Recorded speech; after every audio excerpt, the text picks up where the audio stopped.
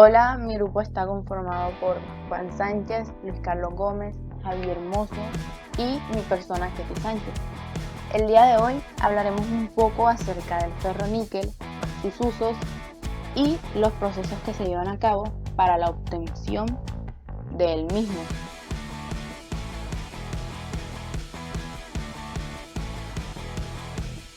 El ferroníquel es una ferroaleación que se obtiene a partir de la reducción carbotérmica de minerales de tipo serpentinítico, tales como la limonita, la serpentina o garnierita. Teniendo en cuenta sus propiedades, podemos decir que su estado físico es sólido, su color es metálico brillante, su olor es inodoro, su punto de fusión es aproximadamente de 1500 grados Celsius, su punto de ebullición es aproximadamente de 2900 grados Celsius y su densidad relativa es de 3.8 gramos sobre centímetro cúbico.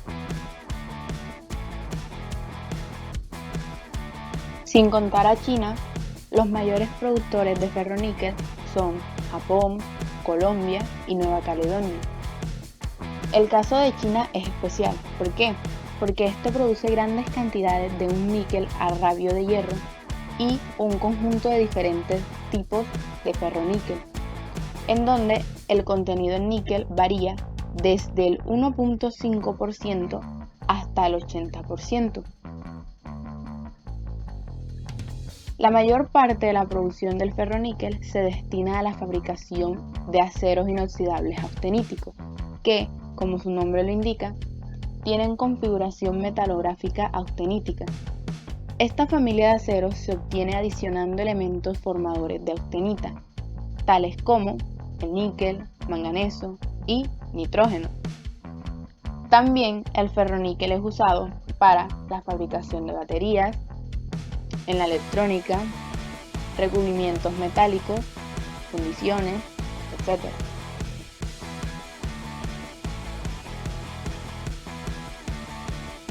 Ahora daremos inicio a los pasos que se llevan a cabo para la obtención del material. Comenzamos por la extracción del mineral. La mena se extrae por minería a cielo abierto, donde no se emplean explosivos de ningún tipo para la extracción y remoción del material. Mediante el uso de palas excavadoras, el mineral es extraído y cargado a camiones para ser trasladado desde la mina hasta la planta de procesamiento. La explotación empieza con la perforación de la roca. Esta se carga en camiones con grandes palas eléctricas o hidráulicas, o con excavadoras de carga frontal, y se retira del pozo. Su almacenamiento debe realizarse evitando el contacto con ácidos fuertes, como el sulfúrico o el nítrico, pues pueden ocurrir reacciones muy violentas.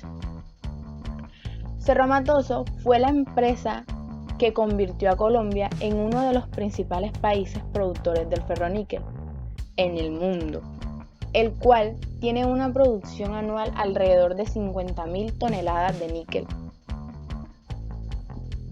Y teniendo en cuenta las máquinas que se usan para este proceso, ellas llevan a cabo un mantenimiento cada 3.000 horas aproximadamente.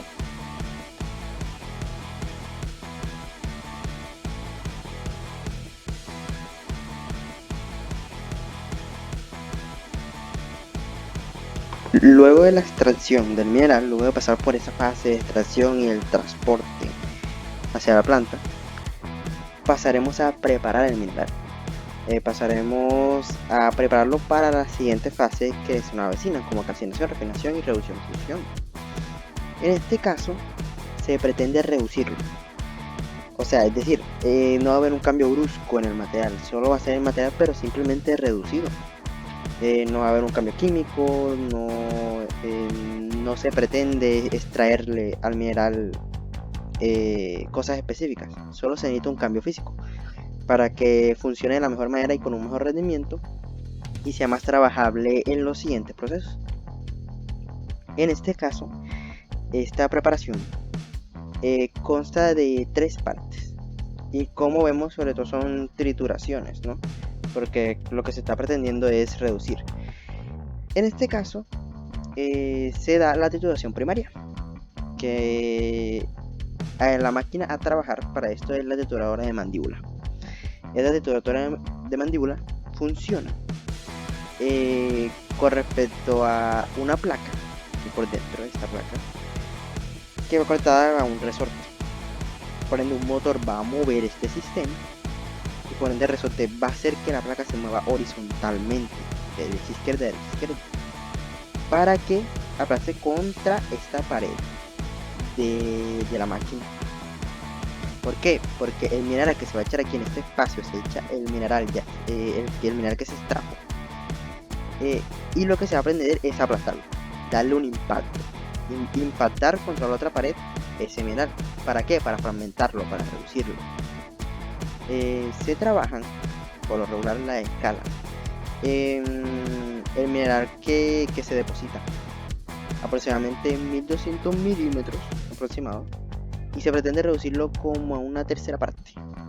En este caso se aproxima unos 300 milímetros. La siguiente fase que nosotros vamos a trabajar es un cribado, que funciona igual que un tamizado, que es pretende separarlo según el tamaño. Los residuos que queden, lo que sea, ya se queda como una escoria, como una basura que pues carece de valor. Entonces el cribado, como dice, vamos a separar ese mineral que nos quedó según su tamaño. Por lo tanto, necesitamos una criba vibradora.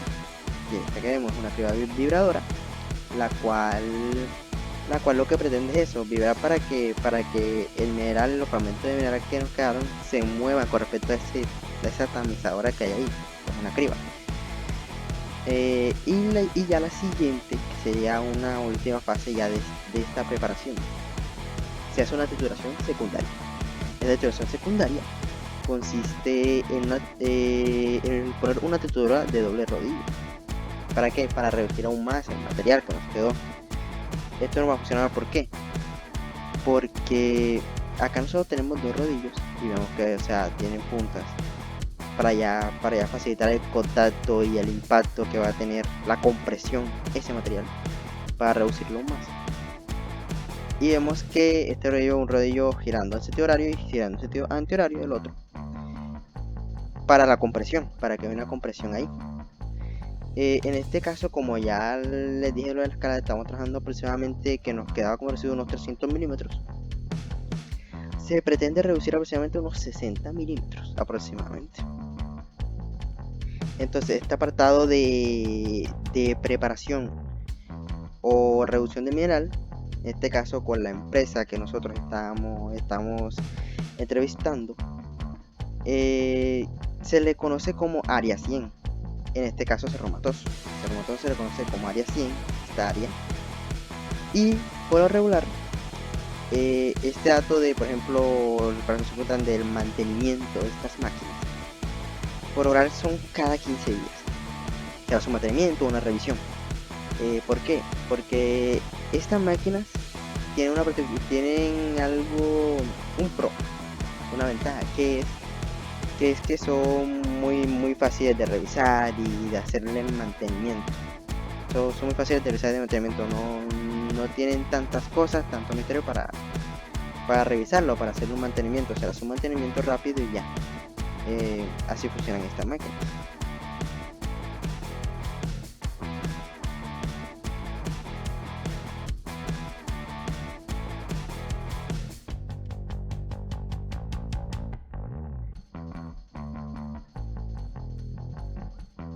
Ahora se procederá a explicar la utilidad y el proceso de la etapa de calcinación. Básicamente, el proceso de calcinación existe para reducir el porcentaje de hierro presente y, por supuesto, reducir alguna que otra impureza que contenga. Por lo tanto, el objetivo es incrementar el porcentaje de níquel que fue sometido a secado y clasificación para conseguir dicho fin. Luego de eso, sigue siendo procesado para remover ya por completo esta vez la humedad que contiene el mineral. Además, también se remueve el oxígeno de los óxidos de hierro y níquel. A este proceso se le llama reducción parcial del mineral. Bueno, La etapa de calcinación tiene unos objetivos más específicos, que son, primero que todo, y como mencioné anteriormente, remover la humedad, también el agua. Bueno, esto tiene un objetivo más importante, y es evitar explosiones o presurizaciones en el horno eléctrico. O sea, tiene que estar libre de humedad por completo, porque pueden ocurrir este tipo de accidentes. También está la reducción del níquel, cerca del 25% de este, el cual se encuentra en el mineral como óxido de níquel, pero pasa a níquel metálico, es decir, se prioriza el níquel metálico, es lo que más se comercia, debido a que el horno eléctrico consume mucha energía eléctrica. Entonces es necesario que la calcina o el producto de todo esto ya se encuentre en temperaturas altas, tipo 800 900 grados, para reducir el consumo de energía eléctrica. Además de esta calcina, se añade o se adiciona carbón en el calcinador u horno, de tal forma que el carbono residual en la calcina sea suficiente para completar las reacciones de reducción que se dan en el horno eléctrico. Bien, ¿cómo es el proceso de calcinación? Bueno, para conocer este proceso, también es necesario conocer las máquinas principales que se usan para esto, las cuales son el horno rotatorio o calcinador rotatorio, ¿no? Tiene inclinaciones, pues, lo encontramos hasta longitudes de 185 metros. Además, se utilizan hidrocarburos como combustible y tienen inclinaciones típicas de 4%. ¿Qué significa esto? Bueno, que el horno no está totalmente horizontal, sino que siempre hay una inclinación, que en este caso de 4%, para lograr el flujo del material, y rotan a una revolución por minuto aproximadamente, por lo cual es lento. También tenemos el horno eléctrico, pero nos vamos a centrar concretamente en el horno rotatorio o a la función de este. La etapa inicia con el mineral seco y clasificado, que es alimentado continuamente por el extremo más alto del horno rotatorio. Como sabemos, debido a que está inclinado, hay pues un extremo que está más alto que el otro. Listo, entonces hay un flujo debido a la inclinación de ese 4% que había descrito anteriormente. Por tanto, además de todo eso, el carbón es añadido continuamente, pero este se encuentra en una dosis cercana al 5% del flujo de alimentación del mineral seco, clasificado ya alimentado, ¿no? Sin embargo, como ya sabemos, el horno rotatorio es lento. O sea, una revolución por minuto es bastante poca velocidad. Entonces los materiales caen lentamente. Ya de por sí son materiales viscosos porque están fundidos, y con todo esto salen por el otro extremo. Se le puede llamar el extremo caliente de este horno, o sea por el lado del quemador. Estos hornos tienen equipados, digamos, unos levantadores con el objetivo de que el material que está fluyendo lo haga de forma uniforme, como si de una cascada se tratara. Además, para que esté en contacto con gases calientes y reductores, es un objetivo también se podría decir. Bueno, para mayor eficiencia, este horno tiene una especie de ventilador que introduce aire a su interior, succiona el aire de afuera y luego entra en interior, y unos tipos de palas, ¿no?, para adicionar el carbón en la zona de reducción, pues para completar la reacción. Por lo tanto, después de todo esto, si se controlan de manera óptima los niveles de hierro, de níquel y carbono en la calcina resultante, se asegura de una producción eficiente de ferroníquel. Entonces el producto que se obtiene de todo este proceso, al final vamos a obtener gases, ¿no? Gases como gases de combustión, dióxido de carbono, gases como vapor de agua y nitrógeno, pero estos se encuentran a temperaturas de entre 250 a 380 grados. Pero esto no es lo más importante, porque lo más importante es la calcina. El mineral calcinado o calcina que se encuentre seco, evidentemente es necesario que esté seco. esta calcina contiene de 1,5 a 3% de níquel. O sea, del cual este 1,5 a 3%, el 25% de este es níquel metálico. Sí, es un nivel bastante bajo de porcentaje, ¿cierto? Y el resto es óxido de níquel. También se obtiene de 12 a 15% de hierro, en donde de igual forma es mayormente óxido ferroso, con poca cantidad de hierro metálico. Sin embargo, fíjense que este óxido en algunos lugares, en algunas veces, puede ser nuevamente sometido a procesos para lograr obtener hierro metálico, o en este caso el metal, ¿no? Puede ser níquel y hierro. Por último, pues tenemos un porcentaje de 1 a 2% de carbono en la calcina, ¿no? La calcina es el producto final que obtenemos con todo este tipo de composiciones de hierro, níquel y carbono. Estos niveles, como dije anteriormente, tienen que ser bien controlados. Bueno, para finalizar, hay que tener en cuenta que estas máquinas no se les puede exigir en exceso, ¿no?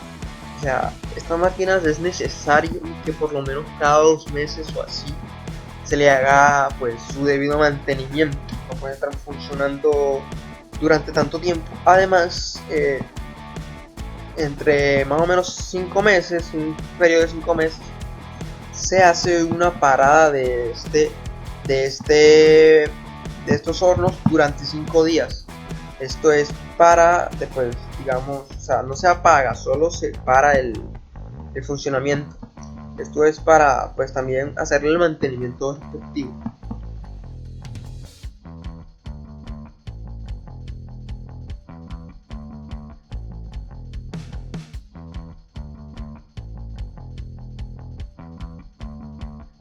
Bueno, el siguiente es el proceso de reducción y fusión. Bueno, en el proceso de reducción y fusión, la calcina viene siendo el producto de la etapa de calcinación. Esta calcina contiene entre 5 y 3% de níquel, del cual alrededor 25% es níquel metálico y el resto es óxido de níquel, al 12 y 15% de hierro.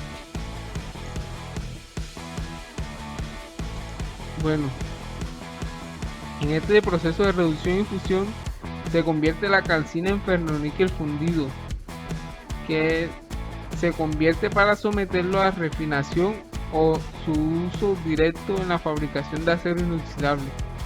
La calcina es alimentada continuamente en el horno eléctrico, donde es reducida y fundida para generar los siguientes productos.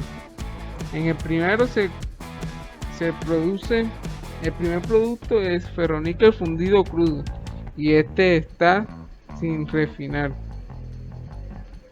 con una composición de 20 a 40% níquel y 80-60% hierro.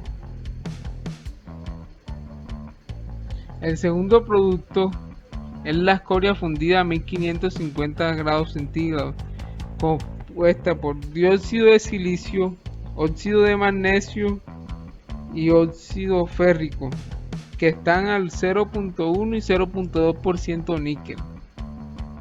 Y el tercer producto son los gases de salida a 900 grados centígrados, compuestos principalmente de CO y N2.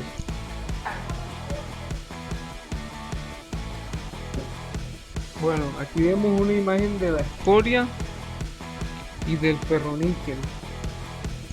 Y el ferroníquel granulado. Bueno, la escoria y el ferroníquel son invisibles. ¿Qué quiere decir esto? Que no se pueden unir en ninguna proporción. No se pueden ni fundidos ni de otra forma se pueden unir. Por lo tanto, en el horno el ferroníquel, por ser más denso, se sedimenta en el fondo del baño del horno, mientras la escoria se mantiene flotando en la superficie del baño, ya que la densidad de la escoria es de 3 toneladas sobre metros cúbicos respectivamente, y la densidad del ferroníquel es de 7 toneladas. Por eso ocurre eso. Bueno, aquí encontramos un esquema de horno eléctrico para fundición de laterita en ferroníquel. Este es un esquema de cómo es el horno, de cómo es uno de los hornos en Cerro Matoso.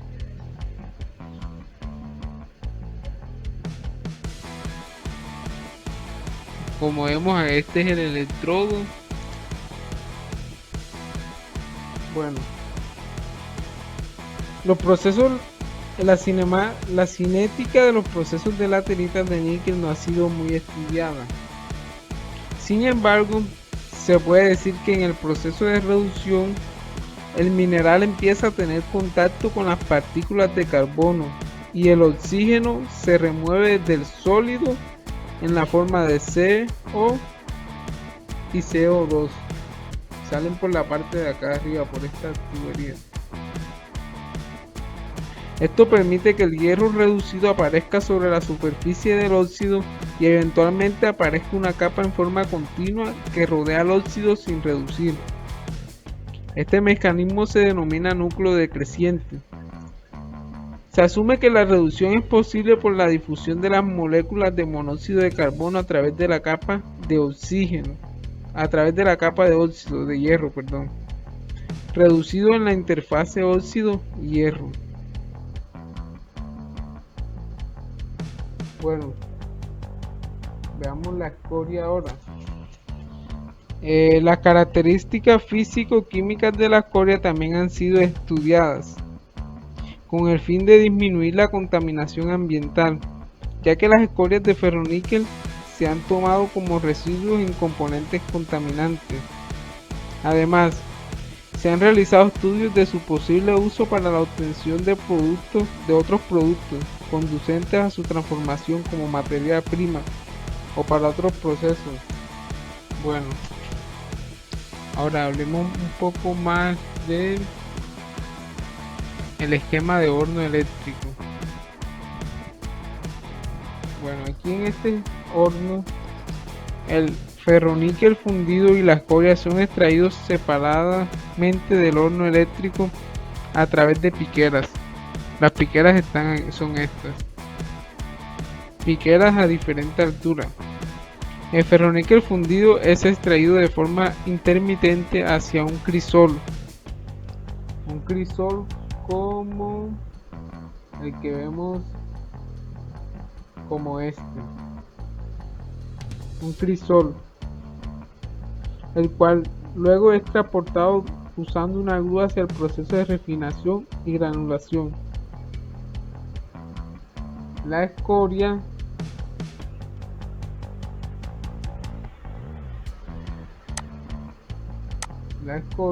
esta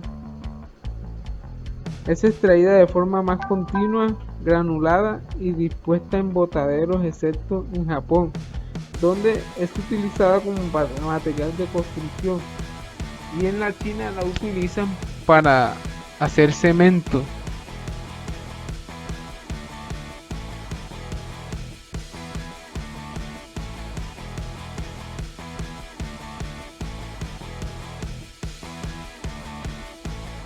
Bueno, y ya para culminar con el proceso de refinación,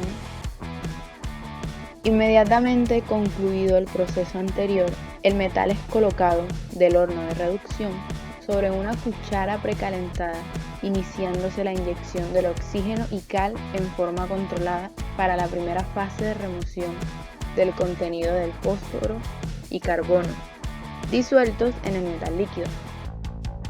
Muchas gracias.